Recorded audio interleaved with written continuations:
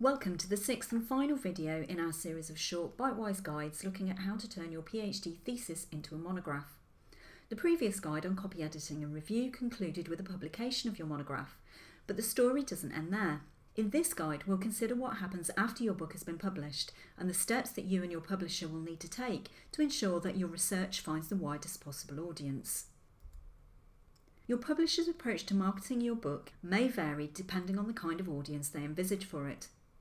If your book is specialised and likely to be of interest mainly to other academics, any marketing they do will be relatively low-key. If it has potential to appeal to a general readership, they may be more willing to invest time and money in a broader campaign. The role that your publisher takes in publicising your book is usually outlined at the contract negotiation stage. Make sure you are clear where their responsibility ends and yours begins, and what practical measures they will take. If they ask you for information about possible audiences or outlets, make sure you provide as much detail as possible, as this will help them to target their efforts on the most appropriate channels and hopefully maximise sales. There are a number of ways in which your publisher can help you to generate additional attention for your book. This might include making it a featured title on their website. This could be on the front page or at imprint, subject or series level. Highlighting it in their physical catalogue. Publicising it via their social media channels. Making it available via major retail outlets such as Amazon, Kobo and Barnes & Noble, as well as through specialist academic suppliers. Arranging book signings or media appearances, although this is not always appropriate for an academic book. When it comes to sending the book to relevant journals for review, this is usually something your publisher will do, but do check if this is the case. It is also worth establishing how many journals they will be targeting and which ones. It's best if you can to work with them to come up with a suitable list, as they may have insights as to which general journals to target, while your knowledge of the subject area should help you identify more niche titles which might generate a higher proportion of sales per reader. If your publisher is not sending your book for review, they should be happy for you to make the approach. Speak to them about how they can support you with this, for example by providing free or reduced price copies of the physical version or a link to a free evaluation copy of the ebook. If you have limited copies of the book available for review, make sure you choose the journals you target carefully. You may also want to contact academic bloggers in your field to see if they will review and or promote your book. As already mentioned, your publisher should be able to use their social media channels to generate interest in your monograph, but you can also leverage your own social networks to spread the news about your publication. Ideally, you should start your social media campaign before your book is released, although not too early. If it has been added to your publisher's website as forthcoming, make sure you include a link in any post you send so people can find out more.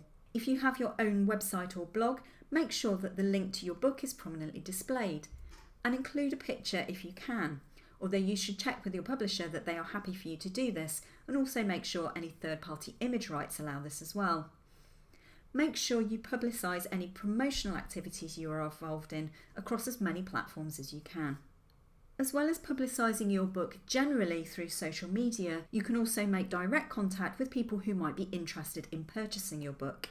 Your university library will really appreciate it if you are able to donate a copy of your monograph to them. But if that's not possible, make sure they know about it and ask them if they can buy a copy.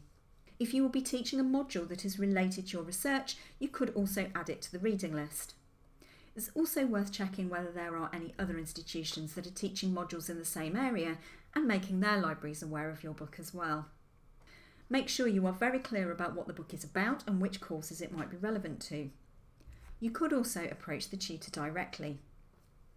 You can generate publicity for your monograph simply by being more visible in the weeks and months leading up to and immediately after publication. Attend conferences, give talks, and get involved in public engagement activities as much as you can. It may be worth speaking to your department to find out whether or not they would be able to host a book launch, particularly if there are other colleagues releasing books at the same time. Even if you are not speaking at a conference, you can still use it as an opportunity to raise awareness of your monograph. Don't be afraid to mention it in conversation, and keep a stock of flyers you can hand out to anyone who seems interested. Another thing you might want to consider is making part or even all of your monograph available via open access. This can be a great way of generating additional interest in your research and making it more accessible without necessarily affecting sales of print copies. There are a number of ways you can make your monograph openly available. If your publisher will allow it, you may want to consider depositing your monograph or one or more sample chapters in your institutional or a subject-specific repository. This is known as the green route to open access. Do make sure you follow your publisher's guidance on any restrictions or embargoes and which version you can openly share. The library can advise you on this. If your PhD research was funded, your funding body may pay to make the electronic version of your monograph available via the gold route. Some publishers may also offer this option to unfunded researchers for a reduced fee, or in certain circumstances, waive it altogether.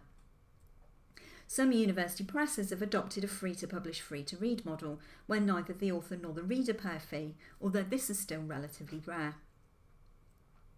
Some publishers will allow you to host a version on your own website, but do be careful about uploading copies to social networking sites such as LinkedIn, academia.edu and ResearchGate. If you've signed over your copyright or granted your publisher an exclusive license, you could be in breach of your contract, but it's also a matter of courtesy. Remember, they have put a considerable amount of investment into bringing your book to market and are unlikely to be happy with you sharing it via another commercial website. If you do want to share via these platforms, it's better to link out to a copy held legitimately elsewhere. It's also worth thinking about how you are going to track engagement with your monograph. You could try some of the following tools and techniques. Check for book reviews in blogs, newspapers and journals. Google Scholar and some subscription databases allow you to set up alerts, which you can set to notify you when a review is published. Use aggregating catalogues such as Copac and WorldCat to see which libraries worldwide hold copies of your book. Check for citations of your book in Google Scholar.